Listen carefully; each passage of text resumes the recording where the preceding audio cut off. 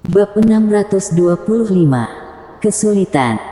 Orang ini adalah Bobby Nangui, ketua klan Nangui. Dia benar-benar jelek, termasuk Bobby. Anggota klan Nangui benar-benar jelek, atau kelihatan aneh. Tapi, mereka tidak kurang wanita. Terlebih, ketua klan Nangui itu Master Trojan. Tentu, walau wanita-wanita Imperium Athenos suka orang kuat, tapi mereka tak mau dengar master dari manusia babi. Karena mereka sangat jelek. Karena itulah, kebanyakan perempuan dari klan Nangui itu hasil rebutan. Pada saat ini, pemimpin klan Nangui secara pribadi memimpin selusin master klan Nangui hebat untuk mengepung Muerta dan Marci. Walau manusia babi jelek, mereka penuh nafsu. Sosok Marci dan Muerta sudah cukup membuat mereka gila. Bobby, jangan mimpi. Kalaupun aku mati dalam pertarungan, aku tidak bisa jadi wanitamu. Muerta menyeka darah di wajahnya dan menahan emosinya. Hahaha, sayang banget kalau wanita cantik sepertimu mati. Bobby mengejek dan bicara pada saudara-saudaranya, "Saudaraku, pisahkan mereka dulu." Ternyata, kerja sama mereka berdua sangat baik. Kalau mereka bersama, 80 orang sekalipun akan susah menghentikan mereka. Cara terbaik itu dengan memisahkan mereka berdua dan mengalahkan satu persatu. Marci, jangan sampai tertangkap. Kalau tidak bisa melawan, kita akan langsung menghancurkan diri, ucap Muerta pada Marci. Jelas mereka sadar kalau sampai jatuh ke tangan Bobby, apa akibatnya? Wanita itu sumber daya yang langka di klan Nangui. Kalaupun mereka merampas wanita, itu masih belum cukup. Karena itulah, ada situasi di mana beberapa orang berbagi istri yang sama. Baiklah, ucap Marci. Sebelum mati, kami akan jadi berguna. Muerta dengan kekuatan terakhir di tubuhnya, melancarkan serangan pada manusia babi. Marci juga ikut. Langsung saja, serangan kedua orang itu ditangkis. Mereka dikelilingi oleh sekitar 7 orang. Mereka pun mulai putus asa. Sejauh mata memandang, terlihat jelas kalau murid klan Sauron banyak yang dikepung dan dibunuh. Tak lama lagi, giliran mereka. Marci, semoga kita bertemu di kehidupan selanjutnya. Muerta muntah darah dan menghabisi lawan. Mereka bertempur mati-matian. Benar-benar bertarung dengan ganas. Tapi, mereka lelah. Boom! Gada besar menghantam punggung Muerta dengan keras. Gada itu membuat banyak luka di punggung mulusnya. Badannya pun langsung terbang melayang. Dia terus berguling dan akhirnya berhenti. Muerta muntah darah. Marci pun sedang kesusahan. Bahunya kena serangan 2 tongkat. Mereka sudah tidak bisa bertarung. Sialan, mau mati saja malah bikin kami kehilangan banyak orang. Aku akan membuatmu melahirkan 100 anak untuk klan Nangui. Bobby mengumpat marah. Dia tidak mengira kedua wanita jalang itu sangat ganas. Tapi, begitulah. Muerta dan Marci jatuh dan muntah darah.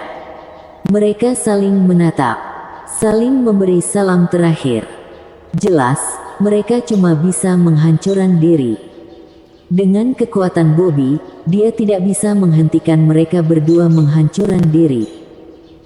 Ketika orang-orang itu mulai mendekati keduanya, mereka mendadak merasa ada yang tidak beres. Gawat, 2 jalan ini mau menghancurkan diri. Dengan kekuatan Muerta dan Marci, kalau mereka menghancurkan diri sendiri, kulit para musuh yang cukup dekat bisa mengelupas. Mereka benar-benar ketakutan sampai mau mundur. Tapi, mereka mendadak menyadari sosok di belakang mereka. Sosok seorang pria muda menghalangi jalan mundur mereka. Sialan, pergi dari sini, mereka mau meledakkan diri, teriak Bobby pada pria itu. Tapi, dia malah disambut dengan tinju. Devan meninju Bobby. Tubuh besar Bobby terbang bagai bola meriam, dan tubuhnya mengenai tetua klan Nangui lain. Boom! Saat kedua badan itu bertabrakan, mereka seketika jadi kabut berdarah. Melihat itu, orang-orang klan Nangui mereka takut. Apa itu? Ketua klan dan tetua mereka itu Master Trojan Semu. Tapi langsung jadi kabut darah. Bukankah ini keterlaluan? Waktu Muerta dan Marci lihat Devan, mereka terlihat sangat senang. Tuan datang untuk menolong kita. Tapi, kebahagiaan mereka langsung tergantikan oleh keputusasaan. Devan kembali menyerang dan prajurit klan Nangui yang tersisa seketika jadi kabut darah. Setelah menghancurkan semua manusia babi, Devan jalan mendekati kedua wanita itu. "Tenanglah," ucap Devan pada keduanya. "Tuan, kami sudah mau menghancurkan diri sendiri, dan sudah tak bisa lagi ditahan." Kedua wanita itu menitikkan air mata ulai menangis. Waktu lihat Devan, mereka mau berhenti meledakkan diri. Mereka langsung menekan energi tak terkendali mereka dengan panik. Namun, mereka jelas tak bisa menahannya. Penghancuran diri tidak bisa dibatalkan. Mereka sudah memilih untuk meledakkan diri. Walau begitu, mereka terus mencoba menekan energi itu. Tapi energi dalam tubuh mereka masih terus naik. Kalau sudah lewat batas tertentu, maka sudah tak bisa dikendalikan.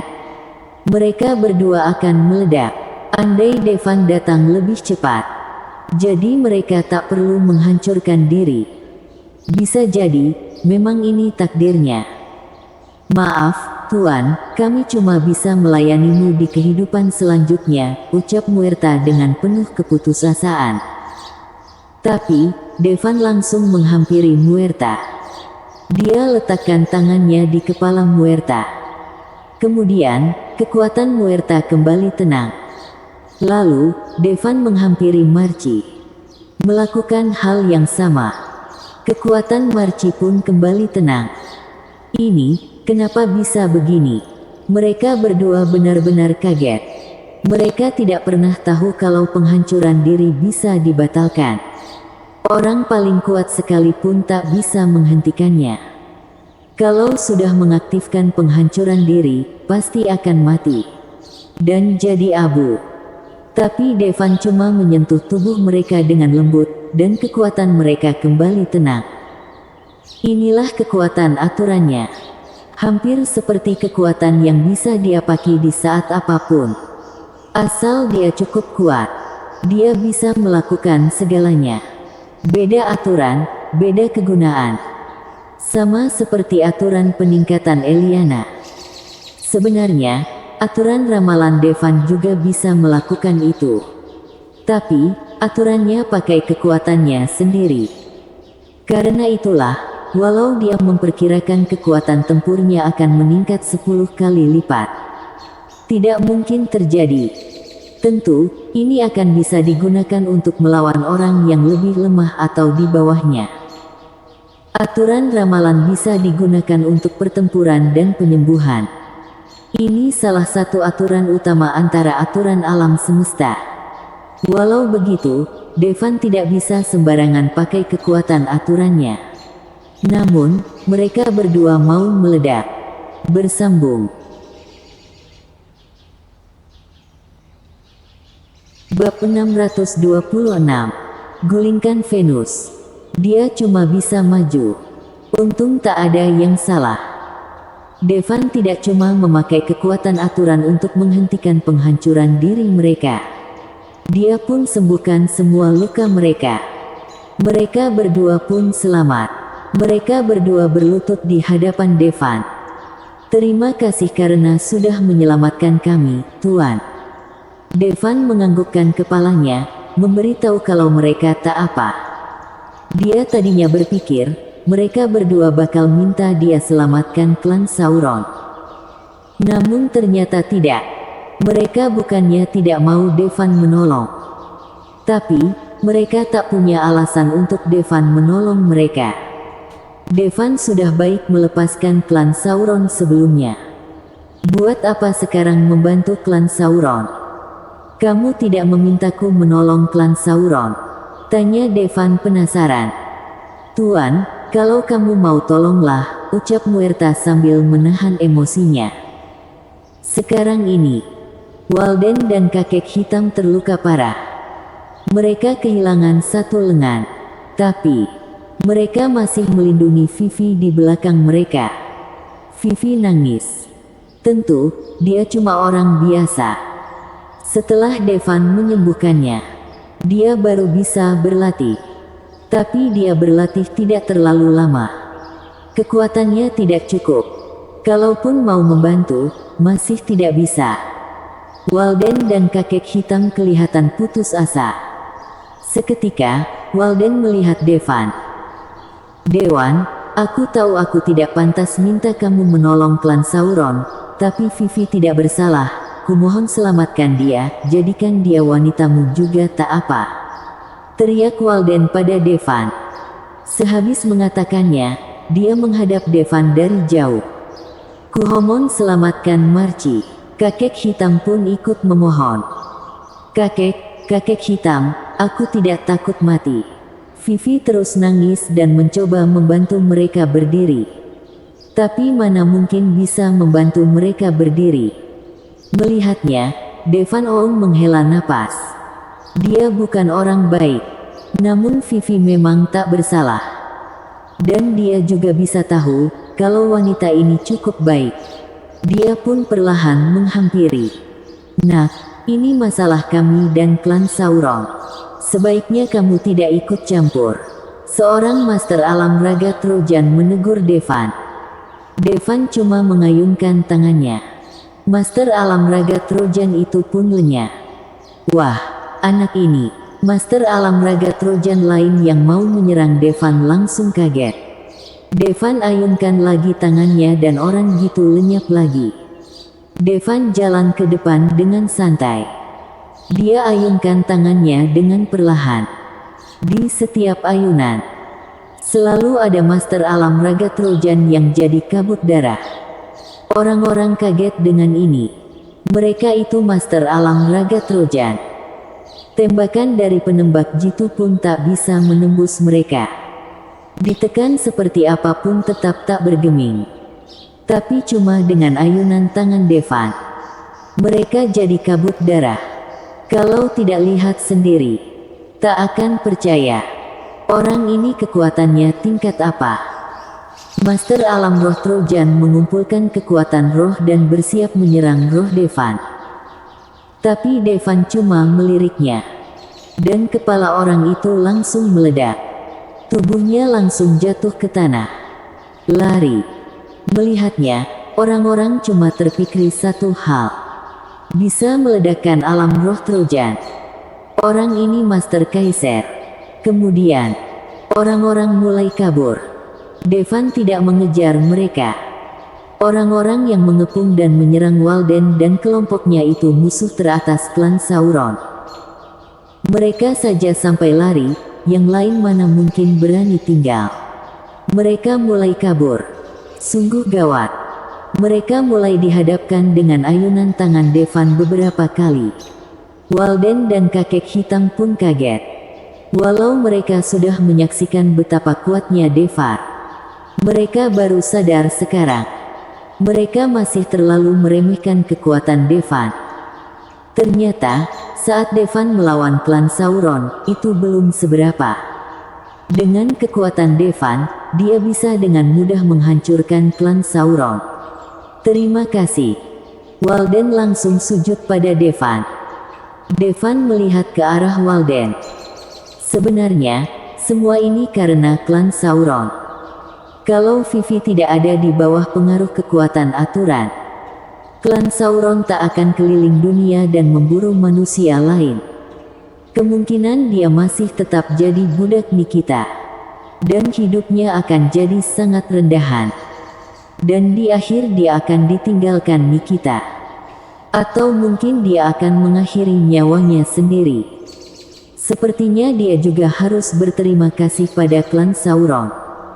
Kalau dia tidak didorong ke jurang dan bertemu kaisar pembunuh, dia tak akan punya kekuatan itu dan melihat dunia yang indah ini. Bahkan kemungkinan dia tak akan tahu kabar mengenai orang tuanya. Terlebih, kalau dia tidak mempelajari bela diri, Tanya tak akan mengatakan yang sebenarnya. Menyelamatkan klan Sauron akan menyelesaikan masalah itu. Dia menggeleng dan mengatakan pada Muerta serta Marci, kita pergi. Mereka ikut Devan dengan patuh. Kemudian, Devan mengeluarkan formasi dan hilang. Walden dan kakek hitam saling menatap. Mereka tak menyangka Devan akan menyelamatkan klan Sauron. Tapi, kalau Devan tidak menyerang klan Sauron tak akan jadi seperti ini.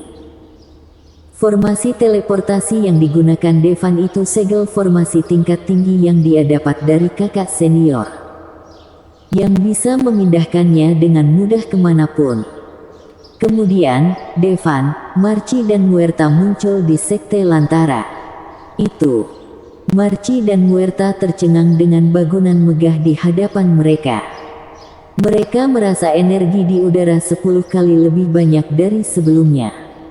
Baru sekarang mereka merasa energi sehebat ini. Kalau berlatih dengan energi seperti ini, bukankah mereka bisa mencapai alam Trojan sejati? Tidak, mereka mungkin bisa mencapai alam Kaiser. Ini alam surga, ucap Devan dengan tenang. Alam surga. Mereka berdua kaget. Bisa masuk alam surga itu mimpi orang-orang dari 3 alam bawah. Tidak semudah itu mau masuk alam surga. Perlu pelatihan paling tidak tingkat alam Kaiser. Tak disangka, mereka yang ada di tingkat alam Trojan semu bisa masuk alam surga. Dan kelihatannya mereka langsung masuk ke alam surga. Segel teleportasi apa itu? Devan langsung menuju tempat ketua Sekte Lantara. Dia mau memberikan formasi Oblivion pada Jana dan kakaknya, supaya mereka bisa melindungi diri. Namun yang membuat Devan kaget, Jana tak ada di tempat itu. Tapi dia bertemu tetua klan Astouna, Arun. Dia dibawa ke alam surga oleh Jana. Hormat, Tuan Amor. Arun memberi hormat pada Devan. Di mana ketua sektemu? Tanya Devan. Dia diundang ke tempat pertemuan aliansi gugur kaisar, jawab Arun. Aliansi gugur kaisar, apa itu? Tanya Devan tidak yakin.